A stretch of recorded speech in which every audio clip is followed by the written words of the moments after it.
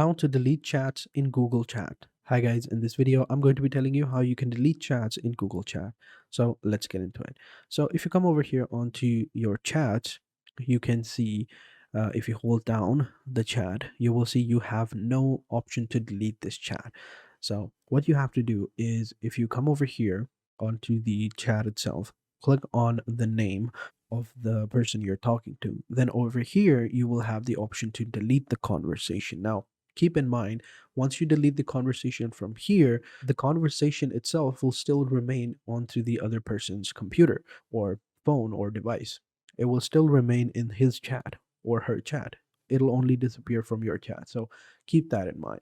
And you can only delete messages that you yourself has sent.